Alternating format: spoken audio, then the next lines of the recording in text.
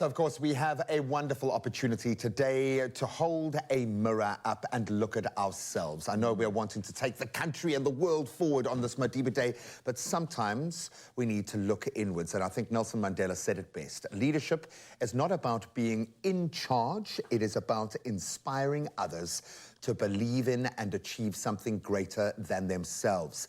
Getting that right is a different matter. To make a lasting impact, you must master your leadership game and ignite the spark of possibility in those around you. I'm ready to burn, buddy. Yes, Light me up, come on. Also brought in some professionals to assist you with this one. So we're going to discuss this further. Let's dive deep into this. We've got life coach Warren Munitz here, as well as soccer coach Curtly Daniels. And let's get straight into it. Gentlemen, how are we doing? How's it going? Well? I like the way you have to look at each other just to confirm you were indeed who you are. Yeah, okay, so double double identities here.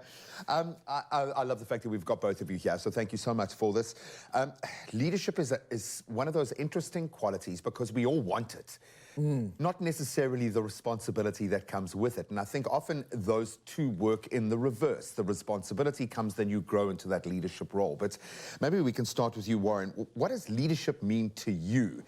Is it a big organizational thing? Is it just being that guy at home? What does that mean? So, I don't know if you remember a movie, it's Remember the Titans. Yes, and there was a statement in that where this kid, the captain comes up to the kid and says, you know, your attitude sucks.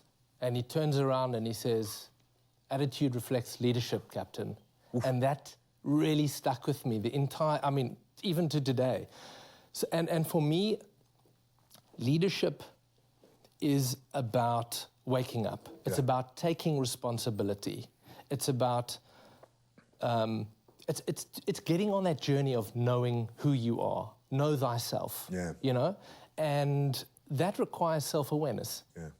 Which is not always pretty or easy, but it's necessary. Yeah. Curly, you're someone that's in a space where kids are literally looking up to you. They see you as a leader. How does that impact you in terms of the decisions you make? Does it keep you more accountable, or does it often find you slipping up in certain You run away with the power of it. Run from the power. I feel the responsibility. That is something that you have to own up to, the ownership. Because you're a father to many now. Yeah. And you're young, but you're a father to many that's looking up to you. And I feel that's where do you start? You have to look at your father. Yeah. You grow from your father, you learn from your father in his leadership role. And then I have another amazing father-in-law who's also a leader in a different way. And I take all the qualities and I try and be like, okay, this is what I can work with. Okay, this is my way of doing it. I can brush up here. And this is what I want to instill in my players and the kids that's looking up to me as well. That's important. I like that, like recalibrating and just like upgrading. That's exactly what your job is. I love that, but it also speaks to what you are going through, that process that they are witnessing. And often it's not the stuff that we tell our kids, and I'm constantly reminded of this as a dad, it's the stuff that they see, it's the stuff that we do. That being said, okay, you've got to coach this into people. You've got to hone those skills, sometimes in terms of effective leadership of an organization. But I think most people want to own their space and have confidence within their life, which speaks to that leadership quality. How do we foster those skills? So I was thinking about that. And Goodness. yeah, how do you know when you've had enough water to drink, or when you're riding a bicycle and you need to counter steer, you need to counterbalance? Proprioception, yeah. So it's sensitivity to awareness. Sure. That's self-awareness, right? And when you have that sensitivity to what you're feeling, you have effective functioning. Sure. And you can become quite nuanced in that functioning as well. Right. So you have what's conscious awareness, and then you have what's unconscious. So Carl Jung described, or we said, that until you make the unconscious conscious, it will direct your life and you'll call it fate. So this is not a one and done, right? Which we're talking about. This is not a one and done. This is a way of life. Yeah. And so it's not an object. You know, it's not a past judgment, a future goal. It's a lived reality. You have to actually become this way and embody it, and that is how you reach your potential, your full potential. Oh, I love that. Oh, All Warren the fires drops the mic burning right now. there. Burning, I love it. Listen, I want to keep the theme back to Madiba, obviously, because there's so many little nuggets and gems that we can really just lean into. And one thing that he said was that sport has the power to change the world. It has the power to unite people in a way that little else does. It speaks to youth in a language that they understand. This is important. This is pertinent. I would imagine in your situation, being in this environment, sport has shown you to adopt so many different qualities. What have you learned, most importantly, about the way sport develops leadership and the way it promotes it, and what benefit it has in the entire space itself? And in terms of the development, in terms of what do you want out of it? What is your goal? What's your toolbox to make it to the next level? Your determination, your passion, your desire, your energy, your love for the sport. That's important, because you can have all the attitude and all the talent, but if you're not nourishing it, if you're not performing well, if you're not training it, then where is it going to take you? Ultimately, that's important. You need to know where you're going, what you want from it, and how you're going to get there. Love that. And I have the virtue of being really old here. And meeting the Brian Banners, for instance, who are tapping into those skills and turning it into successful businesses. Obviously a very intelligent guy, but these lessons learned on the sporting field, those lessons of fortitude and strength of character and brotherhood and sisterhood and using those connections, vitally important. I just want you to keep talking so I can listen to your voice, Kirky. I love it, man. Yours is also lovely, Warren. Yours is also lovely, okay? Kirky, come on, stick around. But that's how you master your leadership game. It's within your own context. It's with the people around you. Oh, yes. And, of course, we want you to join in the conversation right now and come through on our social pages. And that's, of course, in celebration of Mandela Day. That's today, just by the way. So tell us why you think Madiba was a good leader and what leadership qualities you most admire. Now, don't go anywhere, because we're going to be continuing this conversation in just a moment. It's my feel-good.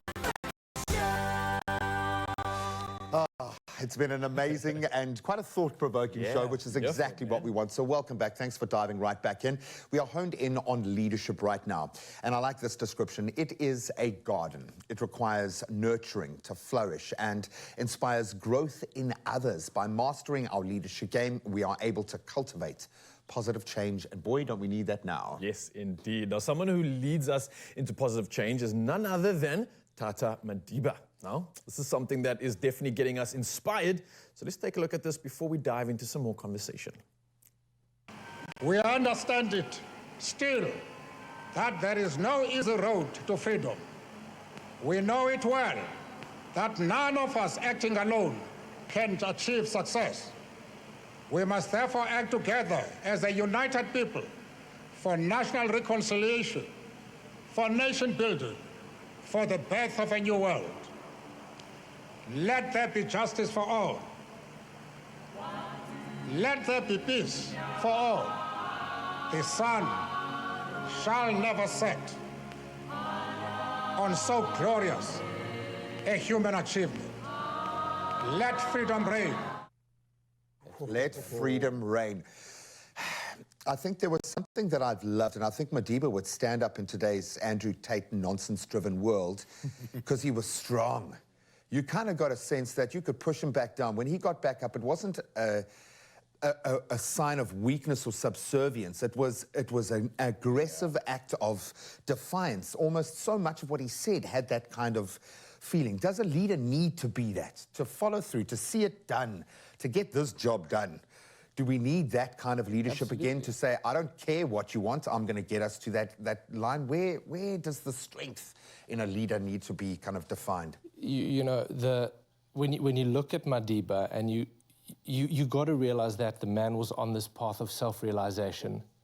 No one can fake that kind of humility, that kind of courage, that kind of, and that level of forgiveness, and specifically perseverance. It's just not possible. So he's on that path. That fire is burning within him. And what we talked about, truth is eternal. It's not that this is a fact or that's a fact. It's a truth that's burning in your heart. And, you know, it's clear that his was ignited. You forget that this was a personal journey because so much got channeled through him as an individual. You kind of think of it as our story and forget that this is the story of one man. Yes, informed by an incredible community and cadres and brothers and sisters around him, but there's a reason why Nelson Mandela Day stands, and this was one man's journey. Definitely, but I definitely think the truth of it is something that is so much more pertinent than we can even imagine, because still to this day we are dealing with some of the issues that he's highlighted, and still to this day we're lacking some of the leadership that I think he represented so proudly in his era. Speaking of that leadership, what do you think right now in the organizations that we see, in the world that's going on currently, what's lacking in our leadership? You both are in a position where you see leadership work in such positive ways. What's missing in our world right now? Maybe from the perspective, because you get to plug into these young people who you're have on the kind of ground, an man. unfiltered view of the world. So in terms of having the expert with me as well, we had a discussion early on, and I was saying, we have all the tools. You have all the tools in your box, where you want to go. there. In terms of, you have it, because that's what you're deciding. That's your fate. You're deciding it. And then what is your mentality to it? How are you bouncing back from the knockdown? What is your bounce back? Because everybody says, fall down 10 times, get up again, and go again. So, but in terms of what are you doing as an individual? What is your go-to? You need to find the go-to. And too many times we have excuses. We have like, no, not today, it's cold, I can't train. Monday, not today. fresh start. Next week, I'm in not too again. much pain, But that is, and ultimately it catches up to you later in your years, later in your career, because the sacrifice, that is what brings the reward. That's what I think. 100%. We're going to leave it there. I've got so much to think about, as I'm sure the rest of this amazing team and panel and everyone watching hopefully has taken on board today. And we can see a lack of leadership and fantastic leadership manifesting every day here in South Africa. But there is something special going on right now. I don't know if it's that young people are just standing up and doing it for themselves, but we feel more connected to Tata Madiba's energy and his spirit, that strength and fortitude now than ever before. So look for those opportunities to be a leader within your own life, within your own little ecosystem. It can be within your family, your school, your community. There are ways that you can stand up, even just for yourself. Yeah, and it's the small steps that really count towards allowing us to become leaders in our own space. And one thing that's really stood out for me right now is that the truth will set us free. So live your truth, embody your truth, and of course, master your ability to lead in whatever space you are in right now. So here's an opportunity for you, Mzansi, to win big. You can have the opportunity to win one of 10 masterclass subscriptions, and that's worth 3,000 Rand each. Good. Oh yes, it's an incredible opportunity to do so. Just want to scan the QR code right now on your screen if you can see that, and you can share everything that you are doing to master your look. So don't forget, you can stand a chance to win big, and not just one of you, but 10 of you in total. Man, this is something that for me is beyond a conversation right now. It's literally moving me to think that that man's words echoed so much within us that in the moment when he spoke it, we believed it. Now we need to continue to action it. It's the only thing missing right now. We've got to Simple as that. absolutely love it, man. Curtly, just say goodbye for the people wanting. Goodbye, everybody. Goodbye, everybody. I love it. But you're great, Phil. You're great. You're great.